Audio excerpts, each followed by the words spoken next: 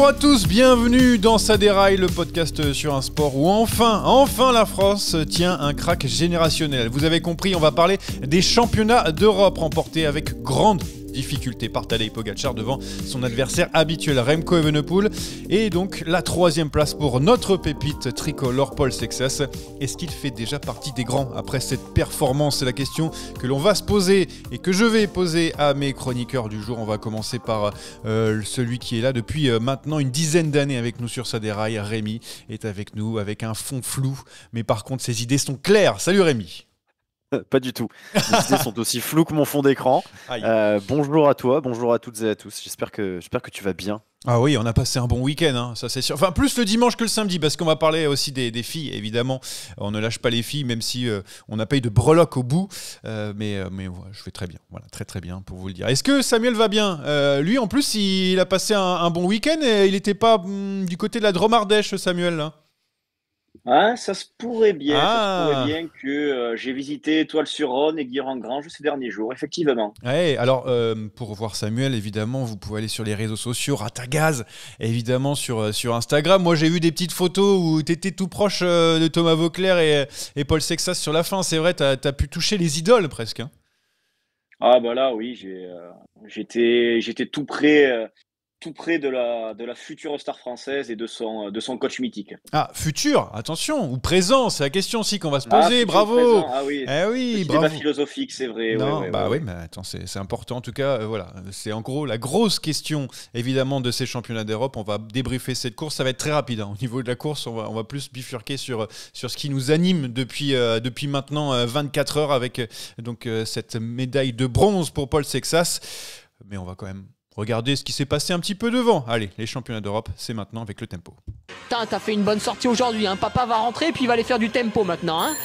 Alors le nulos de Pogačar qui donc a pris seulement son premier titre de champion d'Europe cette année. Donc Pogačar qui... Très simple, hein, résumé de la course. Il attaque une fois pour décanter un petit peu, pour voir alors qui est fort aujourd'hui. Toi, d'accord. Puis une deuxième fois pour décramponner définitivement Remco Evenepoel, le dernier à prendre sa roue. Puis après, voilà, il est parti. Plus rien à dire. Pas grand-chose par rapport à ça. Même si je vais vous poser une petite question pour Tadej Pogačar et donc ce championnat d'Europe, c'est quoi pour lui cette victoire? Il la fallait, Rémi, Tadej Pogačar dans son palmarès. Bon, après qu'une physionomie de course, la classique, hein, parti à 80 bornes, après on n'en parle plus. Mais bon, ça compte quand même dans le palmarès. Et je pense qu'il est en train de cocher des cases encore, ce qui lui reste à faire. Exactement. Moi, je pense que là, Tadej Pogačar, il est juste dans son truc de cocher, comme tu dis, les cases, de finir le jeu. Et donc, de finir le jeu, bah, ça consiste à gagner toutes les plus grandes courses. Alors, évidemment, ce n'est que un championnat d'Europe. Ça n'a ni l'histoire, ni évidemment la légende d'un championnat du monde. Mais voilà, il avait le terrain pour le gagner. Il l'a fait. Et je pense que ça va être que ça d'ici à sa fin de carrière, qui sera plus ou moins lointaine. Mais voilà, ça fait une case de plus de cocher. Il faut qu'il aille chercher encore Paris-Roubaix et Ah, les Milan-San JO. Remo et puis les JO. Moi, je l'ai dit il y a quelques semaines, s'il a tout gagné d'ici là, et c'est clairement possible, 2028, il gagne les Jeux, Ok, terminato. ouais, bah ouais. De Et toute tu pars façon, comme un ouais. seigneur à 30 ans. Évidemment, il y aura la Vuelta aussi d'ici là. Ouais, Quand bon, il bah, la fera, il ça, la gagnera. quand il a envie. Mais oui, il coche des cases. Très clairement, il coche des cases. C'est pas important pour lui d'avoir ce maillot. En plus, il le portera jamais. Mais voilà, c'est une course importante, c'est une course d'un jour. Il se positionne pour la gagner. Je crois que c'est sa 50e victoire en solitaire en carrière Ouais. sur 90. Enfin, c'est indécent. D'ailleurs, si je peux me permettre par rapport à ça, alors il va peut-être le porter, ce maillot de champion d'Europe, une semaine. Si l'année prochaine, il n'est pas Oui. de nouveau champion du monde, il aura le droit à une semaine de plaisir entre le championnat du monde et le championnat d'Europe. Bon, déjà ça, juste pour dire, ça peut être compliqué parce que vu le profil et le parcours Tadej Pogačar et quand il coche quelque chose dans son calendrier, à mon avis, c'est compliqué. Non, mais nouvelle démonstration, Samuel, de Tadej Pogačar. Bon, en fait, il est au-dessus, hein, on parlera de Remco juste derrière. Il est au-dessus, encore une fois. En fait, juste maintenant, il choisit ses courses et ses moments, quoi. Moi, clairement, il n'y a pas débat. Il a encore été meilleur. Il a coché cette case qui lui manquait au palmarès. Et merci, au revoir. Ah, Rien franchement, à dire. non. Et puis il y a aussi, alors, pour bifurquer, parce qu'on parle des maillots de champion d'Europe, donc on ne verra pas celui en ligne, on ne verra pas non plus celui de chrono, vu que Remco a remporté ce chrono. Donc on est vraiment sur deux coureurs qui sont en train de tout manger en ce moment. Il y avait aussi ce doute. Reusser aussi chez les filles, je crois. Ouais, Reusser, évidemment, Reusser, mais qui a dû abandonner Et avant chez les, la chez course les des juniors filles. femmes aussi, et l'Espagnol Hostiz, je crois, pareil, a fait doubler mondiaux Europe. Je crois que c'est trop rapproché. D'habitude, on met en sorte de mettre les championnats d'Europe un peu dans un moment bizarre. Avant, c'était le cas, donc du coup, tout le monde ne pouvait pas y participer. Maintenant, on les a mis vraiment au bon endroit, et donc du coup, bah, tu peux permettre, même en étant à Kigali, de revenir et de gagner. C'est ce qui est fait.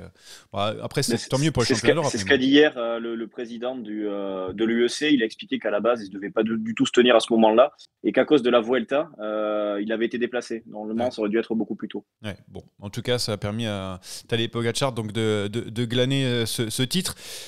Oui, je disais, il y avait quand même un petit doute, un tout petit doute encore une fois, avec la présence de Remco Evenepoel, qui est le plus grand adversaire, on l'a remarqué, de ces dernières semaines. On parlera de Jonas Vingegaard un peu plus tard. Voilà, c'était le plus grand adversaire. Il avait eu, en tout cas, aux mondiaux, ses problèmes de selle, ses changements de vélo. Donc du coup, là, on avait quand même en mode, s'il n'y avait pas eu ça, est-ce que... Et là, maintenant, cette fois-ci, Rémi, voilà, là, il y a plus de doute, on va dire. On a bien senti, dans un parcours en plus un peu plus facile par rapport à Kigali, en tout cas qui avantageait un petit peu plus Remco. Là, il n'y a plus vraiment de doute. On a la hiérarchie, donc Pogačar, Remco, et d'ailleurs, ils l'ont dit d'ailleurs en interview, les Belges, que cette fois-ci, c'était la pédale. Oui, non, là, il y avait déjà pas beaucoup de doutes de toute façon, hein. Certes, il y avait eu ces soucis de selle pour Remco, mais bon, à un moment, à Kigali, il y avait de toute façon pas match au niveau du parcours. C'était, tu l'as dit, c'était beaucoup plus dur encore que championnat d'Europe.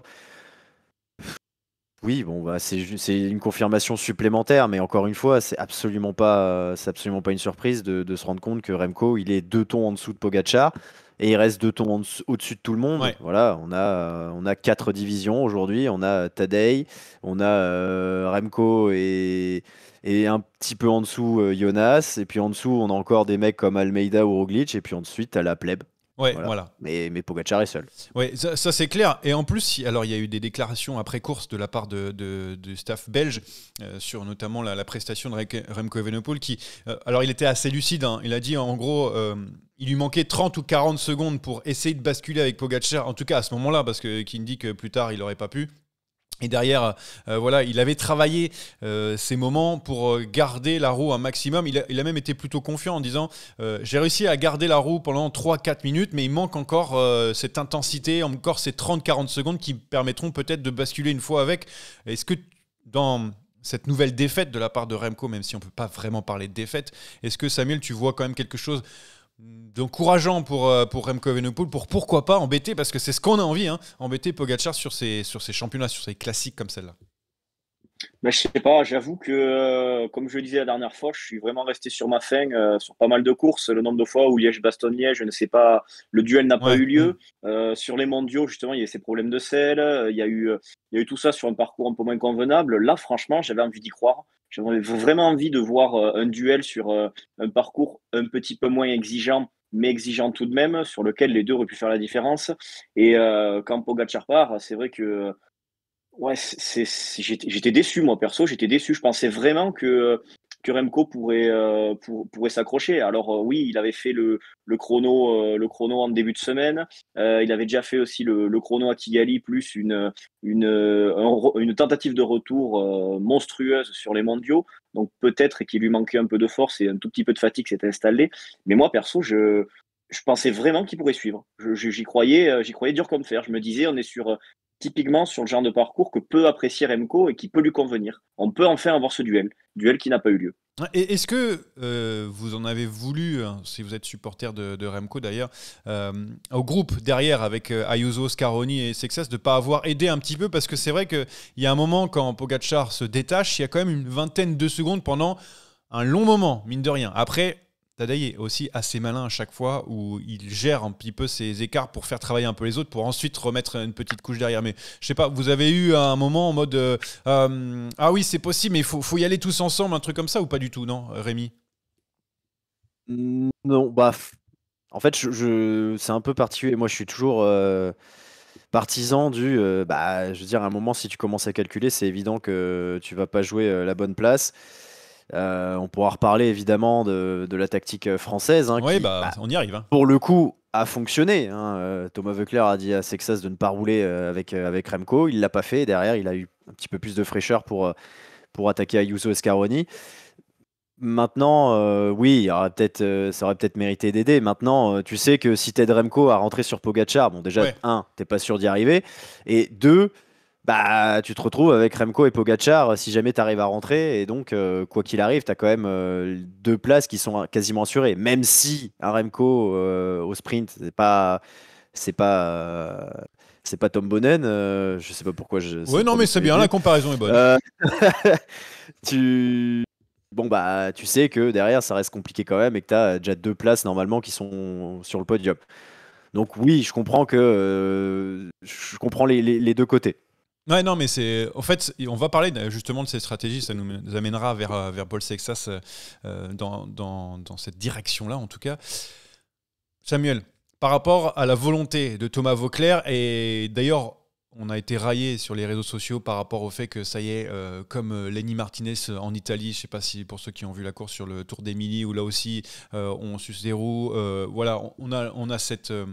on a en gros cette culture du suçage de roues qui est en train de se mettre en place chez les Français. Bon, tout le monde le fait à peu près, mais bon.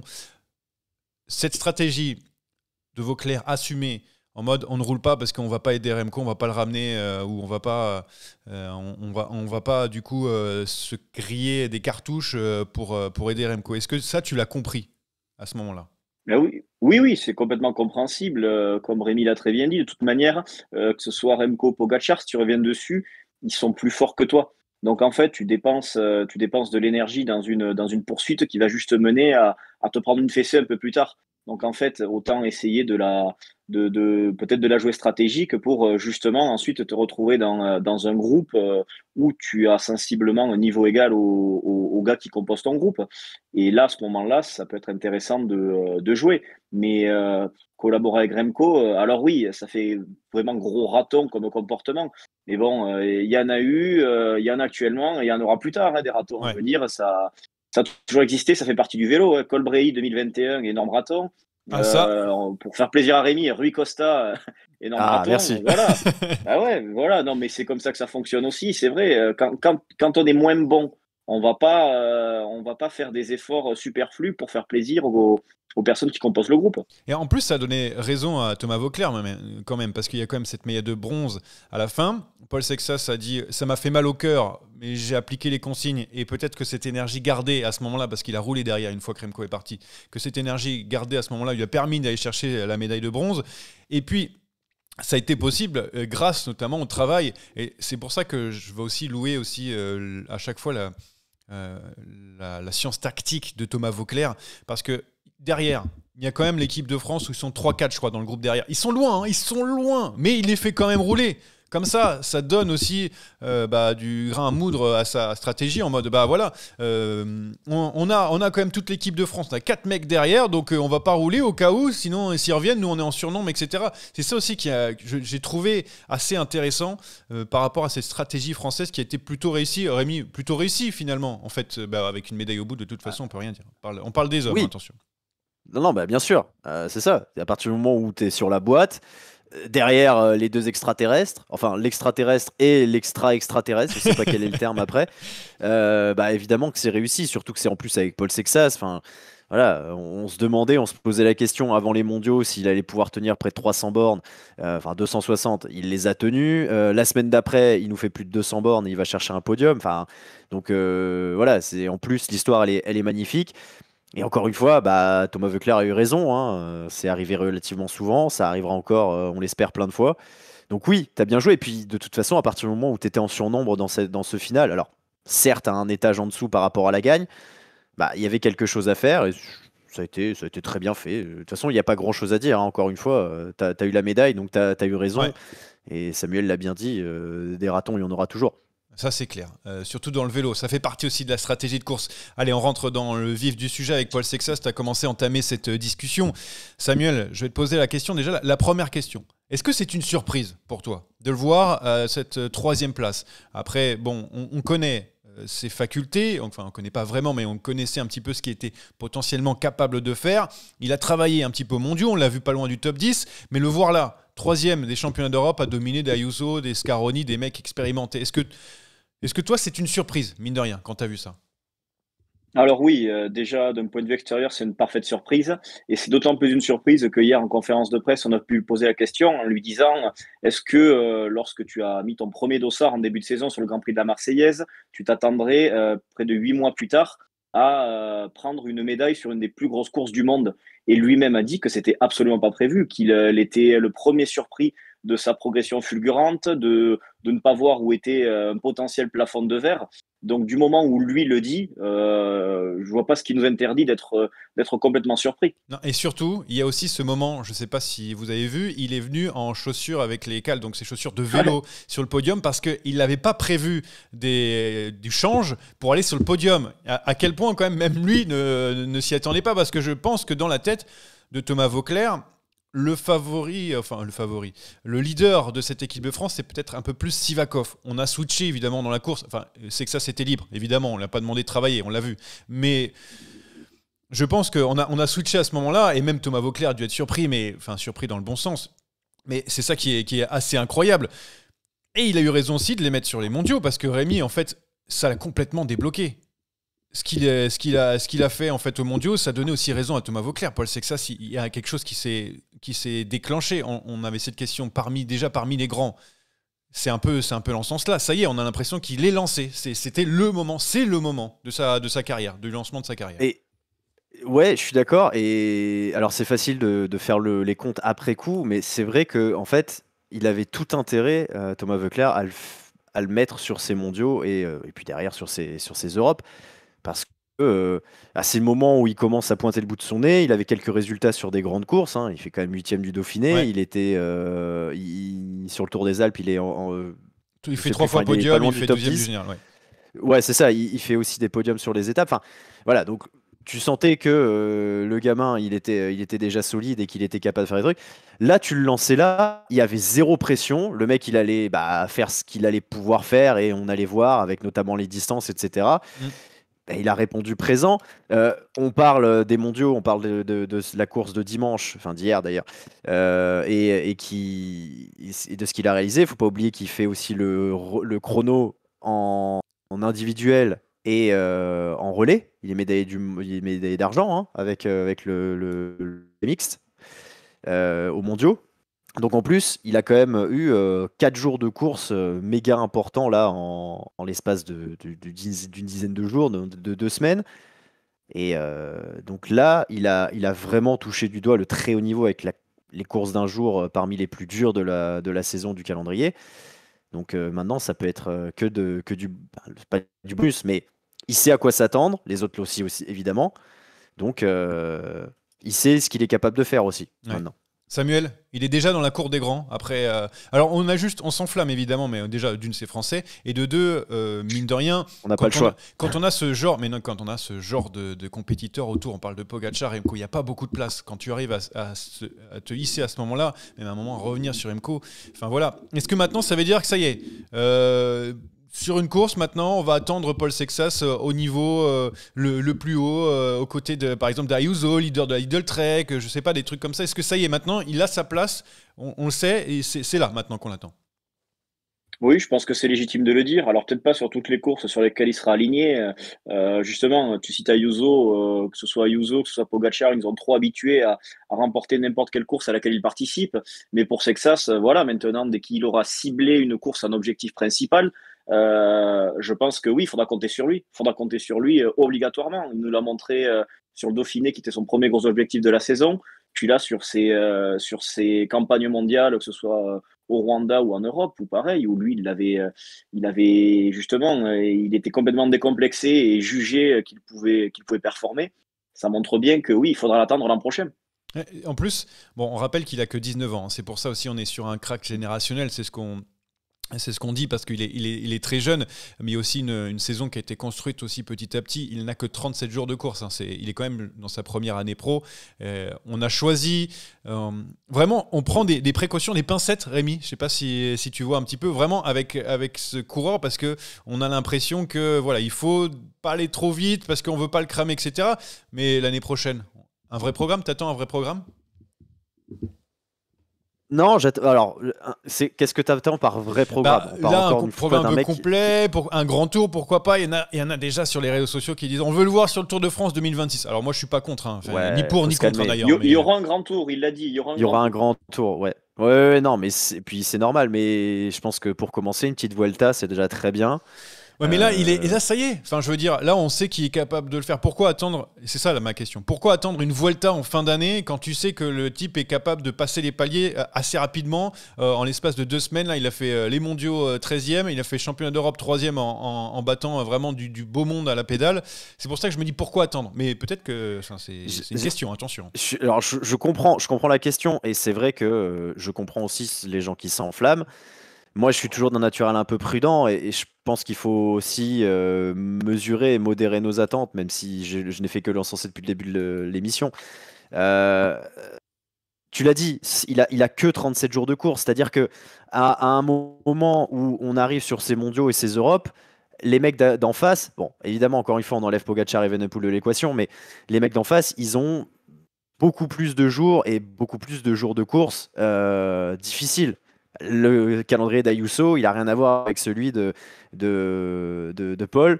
Et forcément que sur la fin de la course, en plus des efforts faits sur ce championnat d'Europe, bah, ça a pu aussi compter pour l'Espagnol qui finit par lâcher, comme Scaroni, etc. Donc, il faut voir sur la saison prochaine, voir pour évidemment augmenter le curseur, faire des courses évidemment de plus en plus importantes, etc. Je ne sais pas si c'est lui rendre un grand service de l'envoyer à 19 piges sur le Tour de France avec toutes les attentes que ça comporte. Ah bah ça. Parce que faut être solide, hein. Après tu peux être surpris. Je sais bien qu'il y a un moment il faut bien se lancer, il faut avoir une première fois. Mais c'est une chose de le faire sur des championnats du monde et des championnats d'Europe où tu n'as pas énormément de risques. C'est une course d'un jour. C'est pas le très très grand public qui va forcément suivre. Et en plus, tu es sous bannière équipe de France, donc il y a un peu le côté sélection nationale, je pense, qui calme un peu le truc, entre guillemets, hein, je parle, évidemment, tu représentes ton pays. Et le Tour de France, avec toute cette machinerie, tout ce bordel et ce barnum autour de la compétition, qui va toucher de facto, évidemment, son équipe derrière, Decathlon AG2R. Bon. Une première saison complète l'année prochaine, en 2026, où il fait un grand tour, il fait d'autres courses d'une semaine, World Tour, type Paris-Nice ou Tirreno, j'en sais rien, peut-être un Tour de Catalogne, pour continuer à progresser et voir pour 2027-2028 aller sur le Tour de France éventuellement. Ouais, non mais en plus, alors du coup, je pense que on parle du grand public là. Là, avec ce qu'il a fait au championnat d'Europe, on touche pas le grand public parce qu'évidemment, on sait que le grand public, c'est le Tour de France. Quoi qu'il arrive, voilà, dans le monde du cyclisme, c'est que le Tour de France. À ce moment-là, t'es connu que là. Mais là, c'était en France, donc du coup, le public français commence à le connaître. Les gens qui suivent le cyclisme commencent à le connaître, évidemment. Ils savent à quel point on l'attend au plus haut niveau. Donc là, c'est vrai que les attentes sont en train de monter de plus en plus. Là, avec les championnats d'Europe, voilà, ça grimpe encore un petit peu plus. Donc c'est vrai que là, maintenant, il va être attendu. Ça va être le chouchou du public, comme était auparavant Alaphilippe ou autre. Toi, Samuel, c'est quoi ton idée, hein, ton esprit? Parce que je vois souvent je t'ai vu acquiescer par rapport à ce que disait Rémi. Faut aussi attendre encore un petit peu pour Paul Sexas, faut pas le jeter encore dans le grand bain. Et je rajoute juste un truc avant de donner la parole, c'est que Vauclair disait aussi que, tu vois, il était fort par rapport à il était nonchalant, mais nonchalant en mode décontraction, tu vois. Donc du coup, que rien ne pouvait lui arriver. En plus, il a fait le show avec le public, etc. Mais bon, bref. Là, je rajoute. Mais toi, c'est quoi ton idée? Ouais, non, je suis complètement d'accord avec Rémi dans ce qu'il a dit. Moi, je suis d'accord aussi qu'il ne faut pas du tout le balancer sur le Tour de la saison prochaine, parce que justement, sa capacité à tenir sur 3 semaines, c'est peut-être encore la dernière inconnue à seulement 19 ans. Donc, c'est vrai que peut-être l'envoyer après lui, de ce qu'il préfère, si c'est une Vuelta ou un Giro, mais l'envoyer faire un premier grand tour, c'est tout sauf une bêtise. Tout sauf une bêtise, voir comment, on s'est vu notamment avec Romain Bardet, comment il gère, par exemple, un jour de repos. comment il va gérer la reprise, comment il va gérer les étapes de transition, voir justement s'il a des moments de panique, voir s'il n'en a pas. Parce que pour l'instant, c'est vrai on a vu, oui, on a vu certaines choses sur Dauphiné, sur Tour de l'Avenir, où on a vu notamment qu'il avait un grand sang-froid aussi. Mais oui, voilà, c'est pour ça. L'année prochaine, il faut une saison complète avec un profil World Tour complet, mais pas encore de Tour de France. Ça, c'est sûr. Alors, dans le chat, on parle plutôt de la Vuelta. C'est vrai qu'il a déjà commencé à aller en Italie avec le Tour des Alpes. Donc peut-être c'est aussi quelques graines mis dans le jardin de Paul Sexas pour aller faire, pourquoi pas, le Giro. Question assez simple, tiens, que j'ai envie de vous poser. Paul Sexas, on s'arrête bien sûr aux résultats de maintenant. On ne s'occupe pas trop sur le reste de la saison ni ce qui va suivre en 2026. Actuellement, il s'aligne sur le Giro 2026, imaginons. Vous l'attendez à quel niveau? Podium? Top 5? Top 10? Étape? C'est vraiment une question que là, je viens de poser. Rémi, où est-ce que tu l'attends là maintenant? Giro, t'as dit. Ouais, le Giro. Là, il se met sur le Giro. Les 3 semaines. C'est quoi l'objectif que tu te mettrais dans la tête à ce moment-là? Voilà, vraiment la question que je me pose. Là, à date, je le verrai déjà. J'ai vu que ça a été annoncé dans le chat. Le Chucky qui disait l'idéal c'est la Vuelta en tant que leader. Donc moi je suis d'accord que ce soit Vuelta ou Giro, je pense qu'il faut qu'il y aille en leader. Et je le verrai bien. Peut-être pas être acteur au sens dynamiter la course, tenter des coups, etc.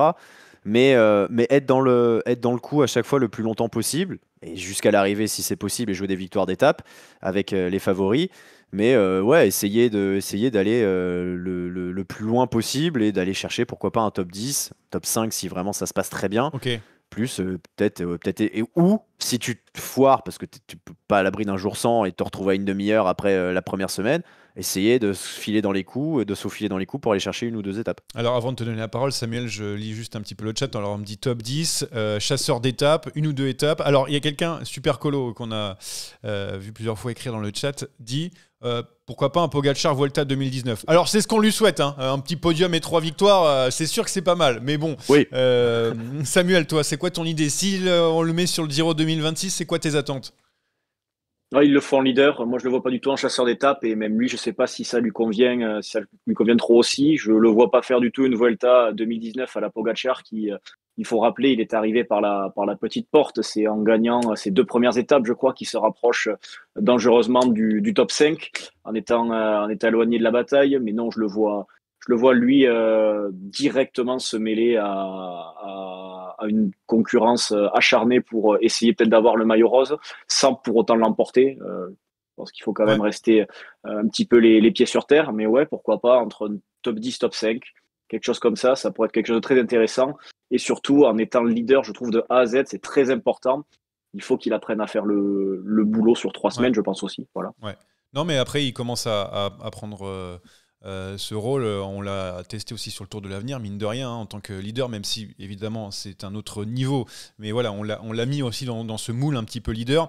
Moi, je sais pas, c'est vrai qu'on a quand même cet inconnu des 3 semaines, mais quand on l'espère sur un crack générationnel, quand on est là, il n'y a vraiment pas de palier. Enfin, on voit rarement les gens se louper. Je sais pas moi, rien ne l'empêche de voir comme Ayuso a fait sur la Vuelta, sur le podium ou un truc comme ça. Moi, je m'interdis pas. Voilà, je vous le dis parce qu'on est toujours un peu précautionneux nous, mais tout dépend bien sûr. Hein, qui va sur le Giro, évidemment, hein, tout dépend de la startlist, mais disons que si les leaders, je dis n'importe quoi, hein, c'est Ayuso, c'est Roglic, c'est Ciccone, j'en sais rien, des trucs comme ça, je me dis pourquoi pas. Voilà, bref. Mais ça serait peut-être pas le cas, évidemment, sur le Giro 2026, en fonction du calendrier de chacun.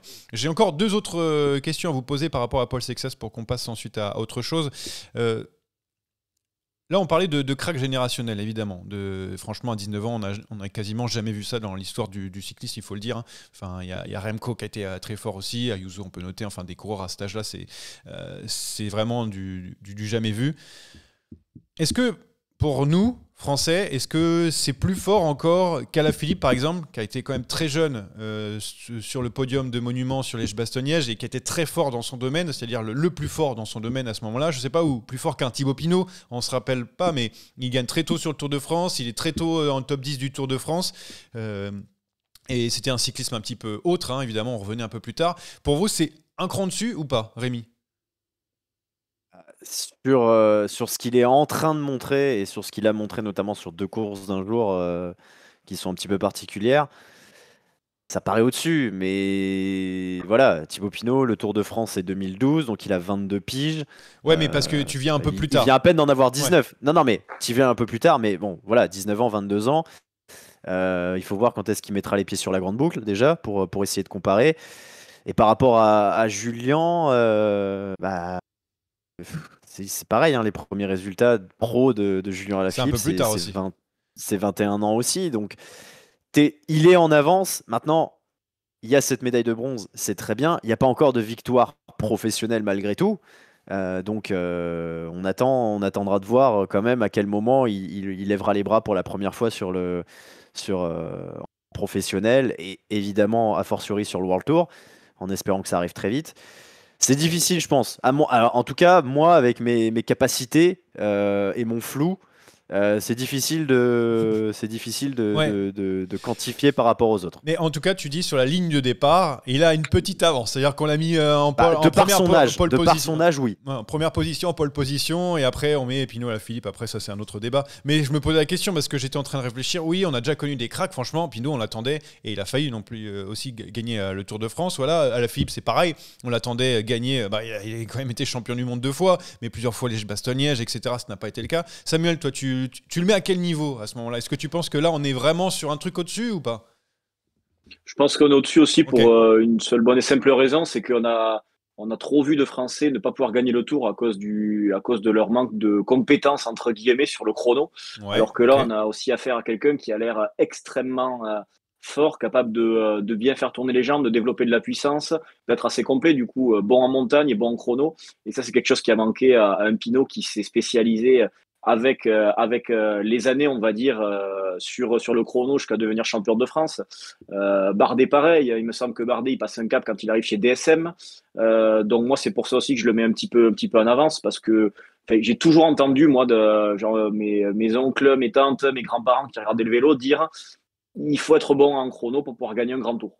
Et là, il est déjà second des championnats de France. Ouais, il roule bien. Hein. Comme tu l'as très justement dit, champion du monde du relais mixte, même si c'est une discipline complètement différente.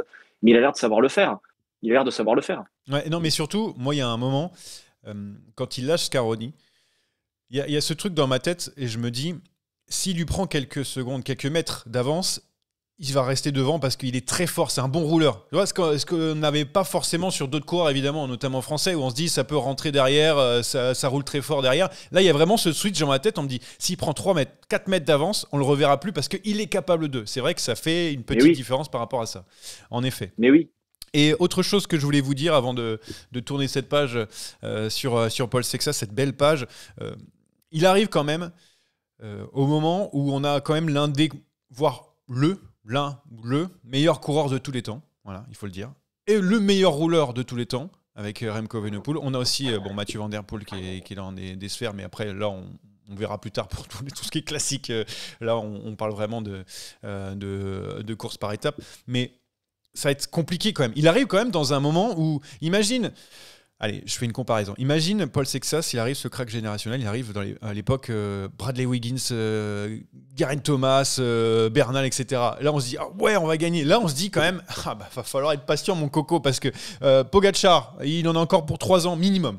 Voilà, 2-3 ans minimum. Remco, bon, il n'est pas prêt de s'arrêter. On se dit, il arrive quand même un moment où, pas de chance, tu as quand même que des extras et extraterrestres, comme disait Rémi. Je ne sais pas ce que vous en pensez, Rémi, peut-être. Oui. Alors, c'est sûr que c'est manifestement pas pour demain. C'est vrai que s'il était né 10 ans plus tôt, ouais, ça aurait pas été peut-être pas la même histoire. Après, Pogacar serait vite arrivé pour casser les couilles, hein, ceci dit. Donc, ouais, mais bon, t'arrives quand même meilleur coureur de tous les temps, meilleur rouleur de tous les temps aussi. Après, c'est vrai, on a vraiment des coureurs là pour les taper. Faut se lever tôt. Hein. Mais en termes d'émulation, c'est monstrueux. Ouais. Je veux dire, t'es obligé de perdre. Genre, en fait, tout le monde sait que tu vas perdre. Tout le monde s'attend à ce que tu vas perdre. Donc, tu ne risques rien. Tu as zéro pression. Je veux dire, quand il est dans le groupe avec Evenepoel, bon, évidemment avec Scaroni Ayuso et qui roule pas, il sait que c'est parce que de toute façon, le mec d'à côté, il est plus fort et que s'il veut aller chercher cette médaille d'argent ou aller chercher Pogacar, c'est à lui de se démerder. Donc, si jamais si jamais Remco n'arrive pas à s'isoler et que ça se finit au sprint à 4 ou à moins, bah, tu peux peut-être aller le battre, mais ça reste une surprise. Et pour toutes les courses sur lesquelles il va s'aligner dans les 2-3 ans qui viennent, avec Pogacar, avec Evenepoel ou avec d'autres dans une moindre mesure, bah, il aura zéro pression. Ou en tout cas, il aura moins de pression que ces mecs-là. Et il sera, on l'espère, capable de profiter des opportunités qui se présenteront parce qu'il y en aura et qui sera assez bon pour aller les chercher, aller les taper, ces opportunités, parce que ce serait monstrueux. Mais déjà qu'ils réussissent à gagner des courses, évidemment, mais c'est sûr que s'il parvient à gagner une course d'importance, même pas forcément un grand tour, mais un tour d'une semaine devant un Pogacar ou un Evenepoel, ce serait monstrueux et gigantesque. Ouais. Samuel, par rapport à ça, va falloir être patient, c'est sûr. Enfin, en tout cas, pour aller à ce niveau-là, c'est vraiment encore autre chose, quoi. Un autre palier, hein, vraiment beaucoup d'autres paliers. Ouais, va falloir être patient un petit peu, mais après, je crois aussi qu'il faut qu'on mesure notre chance dans le sens où justement notre crack générationnel, il arrive en 2025 avec sûrement une éclosion au plus haut niveau l'an prochain en 2026. Là où on regarde nos amis belges qui en 2019 devaient bien se frotter les mains en voyant Evenepoel aller chercher la Classicoa, en se voyant déjà avec Evenepoel vainqueur du Tour sous 2-3 ans, ou vainqueur d'un grand tour du moins sous 2-3 ans, et qui au final tombe en pleine génération Pogacar et Vingegaard. Donc moi je pense qu'on a aussi un petit peu de chance d'arriver après, pas après le creux de la vague, non, mais c'est certain, mais comme l'a dit Rémi en début de podcast, il y a un monde plus que probable dans lequel Pogacar mène terme à sa carrière en 2028. À ce moment-là, Sexas aura 22 ans. Oui, donc, si tu veux, je pense qu'il vaut mieux éclore maintenant plutôt qu'il y a 5 ans, comme ça a été le cas pour Evenepoel. Ouais, vrai, lui, pour avoir beaucoup de regrets, je pense, dans sa carrière, si jamais il y a des objectifs qu'il ne sera pas capable d'aller chercher, parce que justement, il sera tombé voilà, dans cette période 2020-2025 qui aura été tout bonnement atomique. Il n'y a pas d'autre mot, quoi. Ouais, sur un bel os, en tout cas, il est tombé à Remco. Ouais, un très bel os, ouais. Et puis, de cette taille. Et puis, pour l'instant, Paul Sexas est donc dans cette équipe Decathlon CMA CGM, parce que ça sera le cas l'année prochaine, qui va avoir beaucoup de moyens, avec du matériel de pointe. Donc, on est pour le moment dans une bonne équipe en plus française. C'est plutôt bon là-dessus, parce qu'on dit souvent, les Français, pour performer, il faut qu'ils aillent à l'étranger. Là, pour le moment, ça va. Enfin, je veux dire, il est tombé dans la bonne équipe aussi, faut le dire, parce que comme de par hasard, d'un coup, ils ont des millions qui tombent et ça permet de pouvoir recruter. Donc, bon. Ça doit bien aider d'avoir ça dans ses rangs aussi pour bâtir un beau projet avec autant de moyens. Ah ouais, t'arrives, bonjour. Alors moi, j'ai un mec là, il a 19 ans, il vient de faire médaille de bronze des championnats d'Europe. On vise le Tour de France avec un Français. Vous mettez de l'argent ? Ah, bien sûr, monsieur, bien sûr. La visibilité, elle est incroyable. C'est vrai que ça a un petit peu aidé, je pense, dans la balance. En bref, on verra ce qui va se passer dans le futur. Je voulais féliciter les acteurs de ces championnats d'Europe, mine de rien. Scaroni, Ayuso, bien sûr. Scoyens, qui est vraiment pour moi, alors le reste de l'année, c'est un kidam, Scoyens, et d'un coup il devient Hulk. Voilà, il s'énerve, il devient Hulk sur les championnats. C'est quand même incroyable. C'est le drapeau laiton, ça. Non, mais franchement, c'est la force de toute la Lettonie. Je pense que c'est ça. En tout cas, c'est Bruce Banner. Voilà, c'est ça que je voulais dire. Bruce Banner, et d'un coup, boum, ça devient Hulk sur les championnats. Andrea Mifsud aussi, crack ultime, il a sa photo. Il a sa photo. Je voulais parler de Mifsud. Ouais. Je voulais vraiment en parler parce que Mifsud est le dernier coureur à avoir été mis hors course. Donc ça veut dire qu'il a pris plus de 10 minutes par Pogacar. Le dernier coureur. Donc il termine au total 17e de ces championnats d'Europe.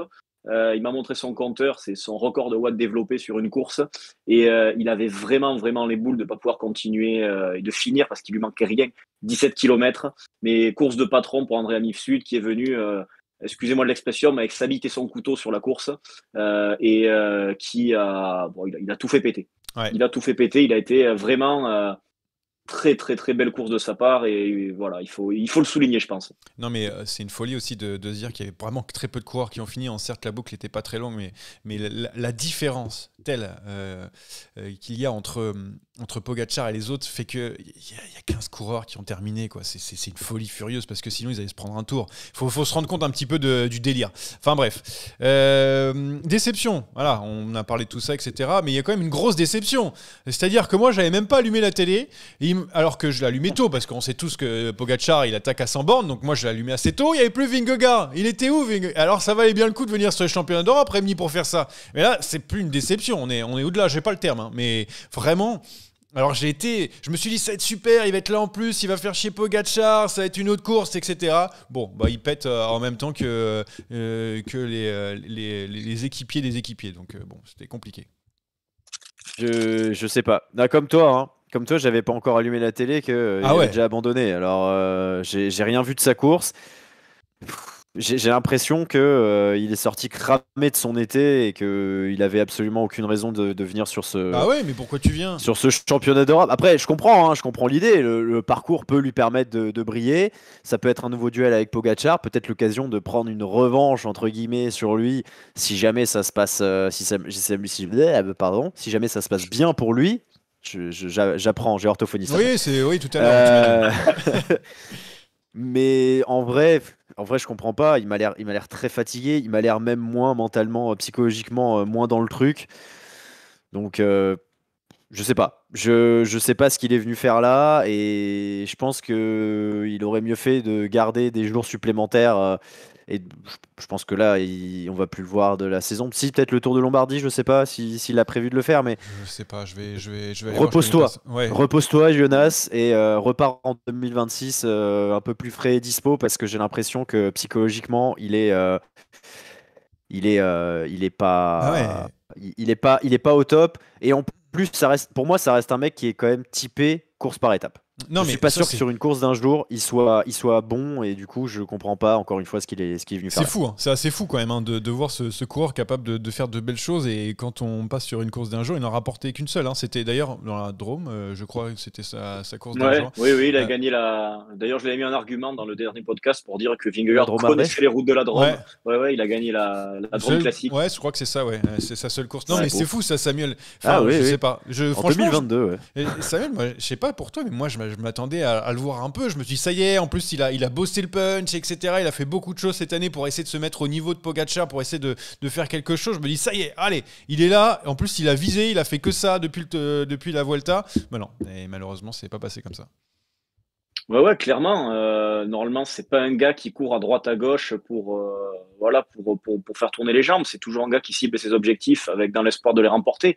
Et là, c'était clairement, un énorme coup d'épée dans l'eau. Enfin, je veux dire, il devait, pour bâcher aussitôt, il devait s'en douter qu'il n'était pas en forme. Et je comprends pas du coup pourquoi ne pas se mettre en retrait pour laisser briller du coup un Skelmose ou du moins laisser toute l'équipe tourner autour de Skelmose qui lui a fait un super résultat et était chaud comme la braise pour ses championnats d'Europe. Franchement, je trouve que c'est incompréhensible d'être venu pour faire ça. Pour moi, on est clairement un tournant allez, c'est un peu ma hot take. Pour moi, 2026 sera sa dernière saison professionnelle. Je le vois tenter d'aller remporter le Giro et de mettre un terme à sa carrière. Je pense qu'on arrive au bout du rouleau pour Vingegaard, qui court de moins en moins, qui, quand il court, cible certains objectifs et se fait de plus en plus mal.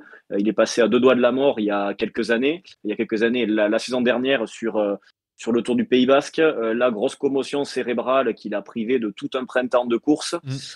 Je pense clairement qu'on arrive en fin de parcours et en plus, le fait de chaque été, depuis 2 ans, venir sur le Tour pour prendre une branlée copieuse, je pense que ça y joue aussi mentalement. Et pour moi, c'est la fin. Il a gagné sa Vuelta, il ira chercher le Giro et merci, au revoir. Et tu vois, je suis pas loin de le penser. Enfin, pas forcément en fin de carrière, mais fin de haut niveau pour Jonas Vingegaard. C'est vrai qu'on a tendance à le voir un peu plus glisser. Il est un peu plus rentré dans le mode.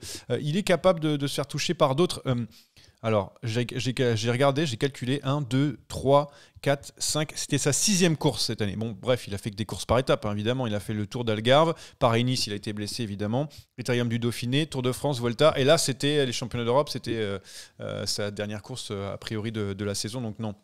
Ouais, c'est peut-être. Samuel, tu vois, Puis c'est même déjà, hot take, la saison dernière, si je dis pas de conneries, ça arrête super tôt. Bon, encore une fois, la blessure sur le Tour du Pays Basque a dû laisser d'énormes chutes. il Pardon, finit en Pologne laisser d'énormes mi-août. traces. Il finit en Pologne. Ouais. Il finit en Pologne à la mi-août. Il y a bien des indices sur le fait qu'il y a quelque chose qui va plus. Il est plus capable de tenir une saison entière. Alors oui, les chutes, il joue énormément, énormément. Mais il n'y a pas que ça. Il n'y a pas que ça. Je pense que il aime bien sa vie de famille. Il me semble que sa compagne avait fait une sortie médiatique en début de Ouais. saison qui était quand même un petit peu forte de café. Donc voilà. Enfin, moi, clairement, pour moi, c'est une fin de parcours qui devra arriver d'ici une petite année. Ouais, mais c'est dur de lutter avec le soleil. À un moment, on se brûle les ailes.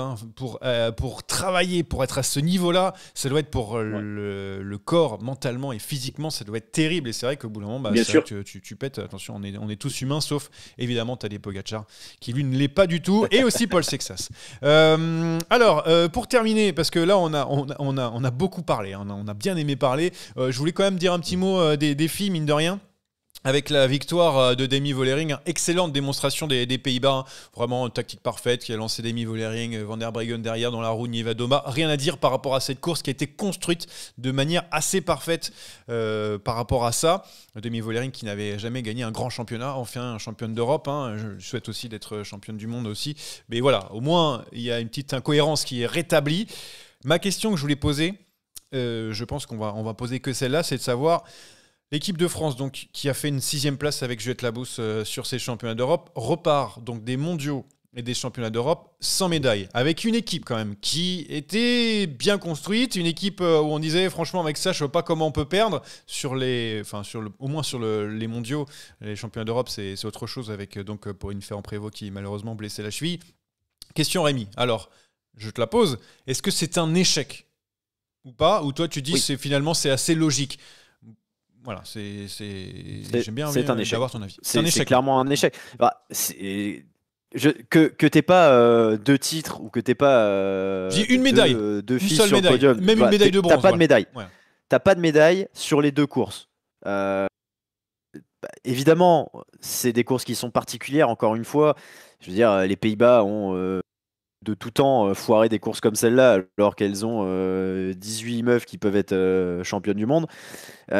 Évidemment qu'il y a tout un tas de paramètres à prendre en compte sur une course d'un jour et a fortiori sur une course d'un jour par équipe nationale. Kigali, c'est le plus gros échec. Ça c'est mais clair. Finalement, tu t'es pas particulièrement relevé. Bon, bah, Juliette Labousse finit 6e avec dans le groupe qui se joue la 4e place. Donc de toute façon, tu jouais la place du con. Donc il y avait rien à jouer. Tu étais très loin du podium de Van der Breggen. Donc oui, ça reste un échec parce que en plus de pas avoir de médaille, t'as même pas eu le truc du podium. Tu finis t'es dans un groupe de 5 derrière quelqu'un qui va gagner, et bon bah t'es au pied du podium au sprint ou même au fond du classement dans le sprint. Bon bah au moins t'as joué ce podium, t'as joué cette place sur la boîte. Là on n'a jamais été en mesure d'aller chercher une médaille, et c'est ça qui pour moi est un échec. Ouais, il y a aussi du coup pour moi plus de déception évidemment sur les mondiaux que sur les championnats d'Europe, parce que là on a vu une hiérarchie qui s'est établie, même si on a le droit aussi de tenter des choses. Moi j'en veux un petit peu au sélectionneur Paul Brousse par rapport à ça, parce que j'ai l'impression que la tactique, il souffre vraiment de la comparaison avec Thomas Vauclair, il faut le dire, parce que il a quand même un matos qui est quand même incroyable. C'est comme s'il avait dans l'équipe quasiment, pas Pogacar, mais pas loin, parce avec Pauline Ferrand-Prévot, même s'il était un petit peu moins, mais elle est quand même, il a quand même du beau matos. Et autour de lui, il y a Roglic, et autour de lui, il y a encore du beau monde, tu vois ce que je veux dire. Et c'est ça, en fait, ne pas venir ne serait-ce que chercher une médaille, c'est même de jouer les premiers rôles, ça a été vraiment une déception pour moi aussi, un échec aussi, je pense, même si évidemment, il y a d'autres filles qui ont brillé, et tant mieux pour elles. Mais bon, moi, c'est mon avis. Samuel, le tien. Moi, je partage votre avis. Rien de plus à ajouter. C'est autant les mondiaux, oui, c'est là où est la vraie faute. Autant là, bon, effectivement, la Bourse peut pas jouer le podium. On va dire que les 2 absences de dernière minute de Skiba et de Ferrand-Prévot ont pas forcément aidé Paul Brousse à mettre en place une vraie tactique. Mais après, voilà, il faut aussi regarder le fait. Il n'y a jamais eu une médaille du côté des filles sur une génération qui est dorée. Il faut appeler un chat un chat. Hein. On a une super génération depuis, on va dire, depuis le post-Covid. On n'a jamais été chercher quelque chose. Les chiffres parlent d'eux-mêmes. Non, mais moi je pense qu'il y a sur les mondiaux, hein, même si on va pas revenir dessus, mais il y a peut-être une erreur où là on a senti que Juliette Labous était avec plus des facultés d'aller chercher une médaille parce que plus c'est dur, plus c'est long, plus elle est comme ça, et peut-être d'essayer d'emmener ce genre de coureuse dans comme ça a été le cas dans une attaque à un autre moment de la course, etc. C'est ça en fait, c'est qu'on n'a pas utilisé toutes les cartes. En fait, on s'est dit, on est les plus fortes, en gros. Hein. On est les plus fortes, donc on va être en surnombre un maximum, et plus on est en surnombre, mieux c'est, donc du coup on va écraser la course. Et ce qui n'a pas été le cas. Les Pays-Bas l'ont bien fait lors des championnats d'Europe, mais je pense que du coup il fallait peut-être faire en sorte qu'on a plein de cartes, et donc du coup on va essayer de faire des choses pour en distiller un peu partout, et pas tout mettre dans les œufs dans le même panier, comme ça avait été le cas pour Thomas Vauclair sur les championnats d'Europe, où certes il y avait Sivakov, mais voilà, il a retourné un petit peu sa veste pour Texas, etc. Enfin bref, voilà, c'était tout ce que j'avais à dire. Et on va passer en attaque, on n'attaque pas parce que ça fait déjà plus de 50 minutes d'émission, messieurs. Bah oui, Paul Sexas, évidemment, on a beaucoup de choses à dire autour de ça. Vingegaard qui se plante, Remco encore battu, Pogačar, pour tellement de choses, plus les filles. On s'excuse d'ailleurs d'avoir fait si peu, mais on peut en discuter évidemment dans les commentaires par la suite. Mais on va passer tout de suite en attaque, on n'attaque pas. Attaque de Pierre Rolland encore une fois. Personne ne réagit. Et donc, on n'attaque pas, avec beaucoup de choses. Donc, j'ai fait une petite liste, je vous l'ai donnée juste avant, de vive voix. On va commencer par Rémi. Tu veux attaquer quoi aujourd'hui ? Ah, le transfert de Kian. Ah, dommage qu'on n'ait pas James aujourd'hui, notre Belge là, pour avoir cette petite info, parce que là, c'est... Alors déjà, il va faire de l'ombre à... qui pour moi l'un des meilleurs coureurs de tous les temps, Henrik Mas, donc déjà ça c'est pas possible. Alors qui est le meilleur chauve de l'histoire du cyclisme. Oui, voilà, on va dire comme ça. Mais... Marco P n'a pas existé. Oui, voilà. Mais parce que il a pas pu la mémo que Henrik Mas. Mais du coup non, mais Kian, c'est vrai que c'est énorme surprise. Alors là, moi j'ai vu ça, je me suis réveillé, je sais plus quand est-ce qu'était, je fais mais qu'est-ce que c'est que ça ? Mais c'est une blague ? Non, parce que pour ceux qui éventuellement auraient raté la chose, Kian Uijtenbrooks, qui était chez la Visma, qui était encore sous contrat jusqu'en 2027 en plus, hein, oui. Qui se barre à la Movistar, alors, qui quitte la Visma parce qu'il trouve qu'il n'a pas assez de poids et tout, machin. Ça, à la rigueur, je peux l'entendre. Mais partir pour la Movistar, pour moi, il y a quelque chose d'incroyable. Après, c'est vrai que la Visma a tendu à faire une stratégie à la Movistar sur le dernier Tour de France. Peut-être qu'il sera en terrain connu, du coup. Ah, non mais donc non mais surtout il faut quand même penser au fait que Marc Madiot avait failli le recruter il y a pas très longtemps en plus, et c'est vrai que quand on voit le choix de la Movistar, bon, c'est clairement aussi, je pense, une question financière. Il n'y a pas d'autre équipe qui pouvait l'accueillir à mon avis, mais il y avait peut-être mieux, ouais, effectivement, quoi. Non, mais il y a surtout les propos de la Visma Leaseback. Certes, on va dire on essaie de faire ça en mode gentil, mais on pouvait pas lui proposer ce qu'il voulait. C'est sûr que quand tu reviens là des enfers, Kian, en plus il doit avoir aussi ses datas, et ils doivent se dire bon là franchement Coco, il va falloir que tu progresses avant d'avoir quelque chose. Là on a d'autres jeunes qui veulent performer, on a décidé d'aller sur d'autres choses. Je sais pas trop s'il est problématique. Alors, j'aurais bien aimé avoir James par rapport à ça, mais s'il est problématique ou pas, parce qu'il y avait déjà, rappelez-vous, à la Borance-Greux, il a aussi été au clash pour partir chez la Visma Leaseback de mémoire. Alors, je sais pas si c'est quelqu'un d'un peu problématique ou pas, mais c'est vrai que ça peut surprendre par rapport à ça. Et puis, la Movistar, je sais pas, bon choix.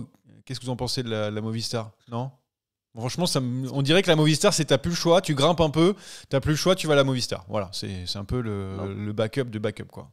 Moi, l'impression que j'ai, je vais laisser Samuel répondre évidemment après. Moi, la Movistar, pour moi actuellement, s'il n'y avait pas Henrik Mas, on n'en parlerait jamais. Mais c'est nous qui en parlons parce qu'il y a Henrik Mas. Non, mais t'as totalement raison, Rémi. Il y a 10 ans, c'était une super armada. On connaissait tous les équipiers. Là, je suis incapable de te citer peut-être 8 coureurs de l'équipe. C'est un truc de fou. Bah, Henrik Mas aussi. Même plus si Gaviria, il y a encore. Il y a Henrik Mas. Et Gonzalo Serrano. Il y a les deux jeunes Ivan Romeo et Castrillo, et puis après... Oui, pardon, ouais, c'est vrai. Mais non, bon, après, de toute façon, c'est aussi à l'image du cyclisme espagnol qui n'est plus celui d'il y a une quinzaine d'années. Et c'est vrai que, bon, le choix... mais encore une fois, pour aller où Uijtenbrooks? Je sais pas quel va être son programme. Il va être un peu esselé aussi. C'est vrai que on a vu des coureurs essayer à la Movistar. Hein. Rémi Cavagna, on l'a souligné lorsqu'il est venu là-bas. Ça n'a pas été facile aussi pour lui. Donc voilà. Bon, écoute, on lui souhaite bon vent à la Movistar. On le souhaite aussi rester sur sa lancée. Il a encore un contrat l'année prochaine ? Non. J'ai regardé. Non, il y a pas de Queen. Il ne sera pas avec Nairo. Dommage. Il n'y a pas de Quintana. Alors vous avez vu aussi Henrik Mas qui ne sait pas prononcer son nom de famille. Donc ça c'est plutôt sympa. ça. Je ne sais pas si vous l'avez vu passer sur les réseaux, mais vraiment un moment de bonheur pour moi. Voilà, et c'est des choses qu'on aime dans le vélo. Samuel, tu voulais dire un truc sur quelque chose ? Ouais. Total Energy qui dépasse Cofidis au classement UCI pour l'an prochain. Alors c'est pas du tout pour descendre Cofidis, c'est surtout pour souligner l'énorme travail qui a été fait par Total Energy depuis ils ont décidé de mettre un gros coup de balai à la génération Sagan, Bodnar, Danielos, en se focalisant sur des recrues dans les catégories inférieures. Jordan Jegat en est le meilleur exemple. Ouais, bien sûr. Le retour assez couillu d'Alexis Brunel, les montées de Matteo Verchier, de Thomas Gachignard, d'aller chercher Alexandre Delettre qui avait malheureusement vécu une fin d'histoire tragique avec la Cofidis et qui a fait une super saison l'an dernier avec la Saint-Michel et qui cette année est clairement à son niveau avec Total Energy. Voilà, il faut savoir dire quand le travail est bien fait, et le travail est extrêmement bien fait. Et en plus, avec les jeunes qui vont monter, du type Ryan Boulawat ou j'ai oublié comment il s'appelle, le petit du Vendée U qui a participé au championnat du monde là, Théo Lévesque, il y a Théo Lévesque, ouais. Voilà. Théo Lévesque, donc non, franchement, respect à Jean-René Bernaudot, respect à Romain Sicard et à toutes les équipes qui font un super travail du côté de la Total Energy, simplement mérité. Et l'an prochain, il devrait y avoir un calendrier plus conséquent que celui de cette année. Et je pense que toute cette bande de potes va pouvoir bien se marrer sur pas mal de courses, notamment dans les Flandres, peut-être sur un autre grand tour, Giro, peut-être Vuelta, voilà. Mais il faut rendre à César ce qui est à César. Super saison de la Total Energy et bravo les garçons. Ouais, non, mais surtout que on a l'impression que cette équipe c'est encore un peu à l'ancienne, à l'image d'ailleurs de Bernaudot, hein, qui est un peu comme ça et tout, mais vraiment ça performe. On parle de Steph Kras qui parle à Soudal Quickstep à l'intersaison là. Mine de rien, il est perdu de vue. On a quand même réussi à faire quelque chose, ce qui n'est pas le cas par exemple d'un Cofidis, d'un Bourkman par exemple. Tu vois ce que je veux dire ? Il y a un Alexandre Delettre aussi récupéré. Il a performé de fou. Il fait des super résultats. Jordan Jegat, mais il a 26 ans le type. Il arrive quand même à faire top 10 d'un Tour de France. Donc je sais pas ce qui se passe exactement, mais franchement tout fonctionne bien. Du Jardin, Janière, enfin ça fait des résultats mine de rien et avec des petits moyens. Pour dire, la dynamique est tellement bonne que Sandy Dujardin, qui était sur le départ, qui était une grosse value sur le marché des transferts, reste chez Total Energy. Non, franchement, moi je pense qu'on est à l'aube de quelques belles années et du coup j'espère que ça va insuffler une très belle dynamique auprès de Jean-René Bernaudot qui va pouvoir trouver un sponsor pour remplacer Total, mais je vois pas dans une telle dynamique, je vois pas comment ça ne pourrait pas marcher. Non, mais ça je suis d'accord. Au contraire donc de Cofidis, donc ça me fait un peu la passe D, donc qui vient de virer Cédric Vasseur. Pour moi, je vais le dire, je vais peut-être être un petit peu méchant, mais c'est un peu tard parce que le mal est fait concernant le recrutement, concernant évidemment l'osmose aussi dans l'équipe, parce qu'on parle des copains de Total Energy, mais là on sent que la Cofidis ça fonctionne plus, que ça s'entend plus, qu'il n'y a pas cet effet de on élève les uns les autres, et en fait j'ai l'impression que le mal est fait pour déjà pour cette année. On est en train de dégringoler, donc on ne sait même pas si on pourra être dans les meilleurs, donc, et être accédé notamment aux courses World Tour l'année prochaine, parce qu'on défile, on empêche au classement. Heureusement qu'il y a des arrêts et des fusions, parce que sinon Cofidis serait même pas qualifié automatiquement pour les courses World Tour, et c'est pas encore fait, attention. Enfin bref, voilà. Donc remplacé par Raphaël Jeune, je ne le connais pas son travail, donc je ne jugerai pas et tout, mais il a beaucoup de boulot. Il y a quand même un effectif encore à construire. Je ne vais pas vous mentir qu'il y a beaucoup de départs. Bon, bref, Izaguirre, Rada, etc. Mais très peu d'arrivées. On ne sait pas trop où ça va. Quel est le projet ? Qui est le projet ? Quel est le projet ? Il devrait y avoir Cosnefroy, d'après quelques rumeurs, qui devrait être mais le projet la figure de proue pour la saison prochaine. On le connaît, bon, voilà. Brian Cocard, le projet, on a compris, c'est bon. Mylène Frétin, c'était bon un petit moment, puis après un peu moins bien. Donc voilà, je sais pas trop où on va, mais en tout cas, c'est une équipe qui est solide, qui a un partenaire très solide. On souhaite quand même le meilleur pour la Cofidis, et que ça soit beaucoup mieux, parce que mine de rien, ça serait chiant que le Cofidis se retire à cause de ces problèmes de résultats. Ça ne devrait pas arriver en théorie. Ouais, non, ça c'est clair, mais c'est juste que quand on voit d'autres équipes à côté qui travaillent bien, qui s'arrêtent, tu vois, il y a quand même, ça doit faire rager, mais bon, après, on peut aussi récupérer des hommes chez Cofidis. Un petit quiz pour terminer. Donc, il y a plus pour vous dire, on a le Tour de Lombardie Et Paris Tour ce week-end, on ne débriefera pas, je pense, le Tour de Lombardie parce qu'on sait déjà comment ça va se passer à peu près. On fera le bilan de la saison dans la foulée. Voilà, pour vous dire, on a vu aussi le retour de Lenny Martinez, pas si mal. On a vu Del Toro qui gagne sa 150e victoire en Italie. Paul Magnier qui claque tout au sprint. Voilà ce qu'on avait noté à côté. Mais là, il faut qu'on rentre dans le vif du sujet. Et vous allez voir ce quiz. Alors, c'est pas vraiment de l'actualité, mais on vient juste d'en parler. Ce quiz est une dictature orchestrée par moi-même. Oh, j'ai pas compris la question, c'est... En fait, le truc, c'est qu'au départ, j'avais commencé un quiz Tour de Lombardie. On n'en parle pas du Tour de Lombardie, donc du coup, je vais dire, ouais, je vais faire un quiz dessus. Puis ça m'a fait chier, en fait. J'ai fait des questions, je vous dis, j'ai fait 6-7 questions. Et je me suis ennuyé. Alors, qu'est-ce que j'ai fait? Je me suis dit, tiens, ma petite Cofidis, est-ce qu'on ferait pas un petit quiz sur ma Cofidis, quand même, sur cette saison? Alors, très dur, hein. Très dur le quiz, mais on va se marrer. Hein. Alors, le chat, j'espère que vous êtes costaud, parce que franchement, c'est pas facile. C'est pas un quiz pour briller en société, c'est un quiz pour se marrer, pour se rappeler de choses qui ont été très mauvaises cette saison chez Cofidis. On va appuyer un petit peu dessus, comme ça c'est parfait. On aurait pu faire un épisode complet sur la Cofidis. Alors, on commence avec la première question. Cofidis, combien de victoires cette saison? Vous avez le droit à 4. Alors 4, je vous donne, et celui qui est le plus près qui va l'emporter, évidemment. 4 8. Pour Cofidis, 8 pour toi, pour l'équipe nordiste, Rémi. Je vais attendre doucement. Voilà, le chat, si vous permettez. 6 pour Chucky, 8 pour Super Colo. Il y a, au total, cette saison, 9 victoires. Donc, personne n'a le point. Je donnerai le point à personne. Voilà, 9 victoires cette saison. Par rapport à ces victoires, est-ce que vous pouvez me citer, d'affilée, s'il vous plaît, 3 coureurs qui ont gagné cette saison? Petit temps de réflexion, évidemment, pour réfléchir. Chéron, Cocard, Samitié. C'est une mauvaise réponse, mon cher Samuel. Tu es mis de côté en attendant la réponse de Rémi. Eh oui. 2 sur 3 pour aider. Voilà. Sans dire Cocard, Fretin, Aramburu. Cocard, Fretin, Aramburu. C'est une bonne réponse. Chucky, Aramburu, Thomas, Cocard, ce n'est pas bon. Benjamin Thomas n'a pas gagné cette saison. Il y avait donc plusieurs coureurs. Je vous donne. J'avais pas Cocard. Valentin... je l'ai tenté, je l'ai pris de ça. Valentin Ferron, Brian Cocard, Aramburu, Monique, Izquierdo, Knight et Fretin. Voilà donc les vainqueurs cette saison de la Cofidis. Je vais donner donc le point à Rémi. Troisième question. Aramburu et Fretin sont les coureurs qui ont rapporté le plus de points UCI cette saison. Pas beaucoup, mais ils ont quand même apporté des points cette saison. Qui est le troisième coureur à avoir apporté le plus de points cette saison? Et évidemment, si je vous le donne, c'est que c'est pas un coureur si facile que ça. Il est connu, vous Alexis inquiétez Renard. pas. Alexis Renard, mon Samuel, bravo! C'est comme ça, joli. grâce à la deuxième place au sprint à Copenhague. Ouais, grâce à Copenhague. ça. Bon, c'est pour vous dire, pour être troisième. Hein. Faut pas trop donner, quoi. Sinon, après, tu grimpes trop haut. Quatrième question. Dylan Tuns, recrue star, mais totalement transparent cette année, est tout de même monté sur le podium d'une course par étape cette saison. Laquelle? Au classement général. L'étoile de Bessèges. L'étoile de Bessèges, Samuel, incroyable. C'est une bonne réponse. joué. Il a terminé deuxième parce que tout le monde a abandonné. Donc c'est sûr que ça a été plus facile. Il s'est retrouvé deuxième. Le Coco était 12e au matin. C'est une bonne réponse, Samuel. Dans le chat, je vous l'ai dit, c'est plus difficile. Question all-time, tout temps. Quel coureur a gagné le plus de fois avec le maillot de la Cofidis depuis la création de l'équipe? Eh oui. Alors évidemment, c'est un coureur connu. Hein. Je vous donne pas un mec au hasard. Nasser, mais tu es un spécialiste de la Cofidis, mon cher Samuel. Nasser Bouhanni, 35 victoires. 35 victoires au total. Alors, j'ai juste noté celle-là pour faire un petit coucou à Nasser qui a adoré l'annonce du départ de Cédric Vasseur.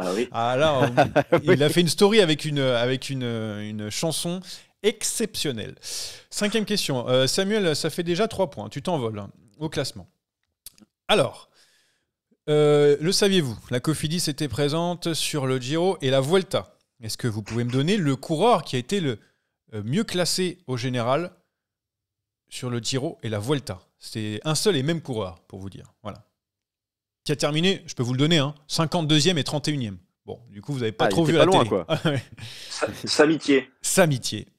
Et je crois que tu es en train de te prendre une belle branlée, mon cher Rémi, pour le moment. Sergio Samitié, 52e du Giro, 31e de la Vuelta. C'est le seul qu'on a vu sur la Vuelta, quasiment. Moi, je travaille la Movistar, je travaille pas Cofidis. Désolé, aujourd'hui, c'est pour la Cofidis. Donc, Sergio Samitié, c'est encore un nouveau point pour Samuel. Je sais plus combien t'en es, mais bon, tu t'envoles. Emmanuel, 72-8. Emmanuel Buchmann, comme le rappelle notre cher ami belge James, recrue phare de cette intersaison, a réussi à rentrer quand même 3 fois dans les 10 premiers d'une course ou d'une étape cette saison en 67 jours de course. Sur quelle course par étape World Tour a-t-il réussi à briller en s'approchant du top 10 au général ? Ah, c'est le Dauphiné, ça. C'est le Dauphiné, c'est une bonne réponse, Ouais, Rémi, bien bravo, joué. un petit point. Ouais. Eh oui, 11e du critérium du Dauphiné, Buchmann. Oui, 3 top 10 au total, sur les 67 jours de course. Je sais C'est pas quoi les combien il autres prend en salaire. Je crois qu'il fait 6e du Jura, peut-être du Tour Ah du ouais, Jura. pas mal. Et Pas mal. Hein. il doit faire 8e d'une étape du Dauphiné, et puis après, je sais plus quoi. Voilà. Peut-être sur... Non, je sais plus. Bref. Sur Limousin, un truc comme ça. Bref, je sais plus. Énorme. Non, mais c'est bien, au moins il a visité la France. Non, mais ça, c'est super. Yann Izagir, star de la Cofidis, lui aussi il prend un beau salaire, n'a réussi à rentrer qu'une seule fois dans le top 10 cette saison. Oui, qu'une seule fois. Est-ce que vous pouvez me trouver la course en plus ? Alors, je me demande, c'est une étape, d'une course par étape, voilà, pour vous dire. C'est la seule fois où il est rentré dans le top 10. Alors, la course, elle est difficile à trouver parce que c'est pas du tout le moment où on se dit, tiens, mais c'est sûr, Yann Izagir, il est là. Alors, ce n'est pas au Pays Basque. Chucky, je suis désolé, je vais vous donner des indices évidemment. C'est une course par étape française déjà, pour vous donner un indice. Le région Pays de la Loire Tour. Alors, on est dans la même, enfin pas dans la même zone, mais vraiment dans les mêmes, enfin quasiment la même chose, on va dire. J'allais dire la même merde, mais pas du tout. Loin. Je vais avoir des Le problèmes. mec va se faire des ennemis Ouais, dans tout alors, l'ouest de la France. Vraiment beaucoup de respect pour toutes ces courses par étapes, évidemment. Mais je veux dire dans les mêmes courses de ce niveau-là. Voilà, en gros, parce que c'est pas du World Tour. Voilà ce que je voulais dire. Ce n'est pas Bessèges non plus. Alors en plus, pour vous dire, Poitou-Charentes. c'est Poitou-Charentes. J'allais dire, c'est en plus une course par étape où il n'y a pas un pet de montagne. Et donc, du coup, Yann Izagir a fait top 10 donc, sur une étape. Je crois qu'il a fait même deuxième d'une étape sur le Tour de Poitou-Charentes. Super Colo l'avait aussi dans le chat. 9e question. Brian Cocard, c'est une victoire cette saison sur le Tour Down Under. Depuis quand cela ne lui est-il pas arrivé d'avoir qu'une seule victoire? Ça lui est déjà arrivé, figurez-vous. 2024. T'as été malin. Parce que c'est vraiment 2024. Il a fait aussi bien que l'année dernière, mon cher Brian Cocard, avec donc une victoire sur le Tour de Suisse l'année dernière. Et là, c'est le Tour Down Under cette année, Brian Cocard, donc qui est sur une belle moyenne ces 2 dernières saisons pour notre Au moins, c'est du sprinter World français. Tour. Ouais, C'est du World Tour. Ah, ça aussi, respect, évidemment. Et il me reste encore... Ah oui, il me reste encore 2 questions dont la dernière serait vraiment bonus. Alors, Izagirre et Rada Bourman devraient quitter la Cofidis. Il y a aussi retraite d'Anthony Pérez. Donc là, voilà. Est-ce que vous pouvez me dire le nom d'une des 2 recrues pour remplacer tout ça de la Cofidis? Ils ont annoncé 2 recrues. Alors, Alex Kirch. Alex Kirch, c'est très fort. Mais alors là, Samuel, mais tu connais ta Cofidis par cœur. Rien du tout. Rien du Ouais, c'est dur, hein. C'est bon. Non, mais ça, c'est Ah, cadeau, ouais, hein, ouais. ce quiz. Hein. Alex Kirch, donc, recrue de la Cofidis. Et le deuxième, c'est un Belge d'Arkea BNB Hotel. Jente Biermans. Jente Bermans, voilà. Les 2 recrues de la Cofidis. Ok. Alors, on est bien avec ça, non? Samuel, tu remportes ce quiz, hein, mais c'était cadeau. Donc, Alex Bravo. Kirch et Jente Biermans, qui sont donc les 2 recrues de la Cofidis pendant cette intersaison. J'ai pas mis les néo-pros ni rien. C'est vraiment les recrues venant d'autres équipes professionnelles. Dernière question. Voilà, vous répondrez très vite par oui ou par non. Saviez-vous que Yann Mas était dans cette équipe? Non. Voilà. Que Ludovic Robiet est dans cette équipe. Saviez-vous? Robit, ça me dit quelque chose. Ah, ça dit quelque chose. Que Simon Kerr était chez Cofidis cette année. Le saviez-vous? Pas du Oui, tout. oui, oui. Oui, parce que tu as tout révisé. Totalement. Est-ce que vous saviez que Simon Jonathan, Carr, oui, oui. Jonathan Lastra aussi était dans cette équipe Cofidis? Non. Voilà. Ça, c'est les cadeaux. C'est que j'ai découvert en regardant l'effectif. Mais ils ont roulé. Oui, bah, ils étaient là. Oui. Mas, il a même fait un grand Il a tour. repris début juillet. Oui, il a pas été trop. opéré au C'est vrai que- genou, oui, pardon. Mais bon, quand même, Simon Kerr, il était là, Jonathan Lastra. Enfin bref, voilà, c'était un petit cadeau. Merci d'avoir participé à ce superbe quiz. Merci à tous d'avoir participé aussi à ce podcast, à cet épisode. Merci Rémi, merci Samuel. On s'est bien régalé aujourd'hui. C'était le dernier débrief de l'année. On est triste, hein, peut-être, mais en tout cas, on va s'arrêter là-dessus pour les débriefs de course. Il y aura d'autres épisodes. Donc, je dis le bilan de la saison, les transferts, le Tour de France 2026. On aura bientôt le tracé. Et puis, les awards, évidemment. Rémi adore ces moments-là. C'est le moment préféré de l'année. Vraiment, c'est le moment où... C'est le moment où je brille, où on se rend compte à quel point je connais le vélo. Ah, j'ai des souvenirs de ce que j'ai dit en début de saison sur le bilan de la saison. Mamma mia. Alors là, je pense qu'on a encore tout faux, évidemment, comme d'habitude. Personne n'avait dit Jack Egg en révélation. Alors, pas cette année, hein, mais on a eu quelqu'un. Mais personne n'a jamais dit ça, enfin. Bref. J'ai proposé quand même Lennart Kamna, moi, cette année, pour qu'il revienne de sa blessure et tout. Bon, bref, malheureusement, ça n'allait pas passer comme ça. Et ben voilà, tout ça pour dire que c'est terminé, messieurs. Bon appétit, je sais pas où vous en êtes. Bon après-midi, bonne journée, bonne soirée. Et puis on se retrouve du coup très vite. Régalez-vous pour ce Tour de Lombardie, pour ce Paris Tour. Il y a aussi Binche et Binche pour nos amis belges. Voilà, cette semaine encore beaucoup de courses en Italie. On se retrouve bientôt.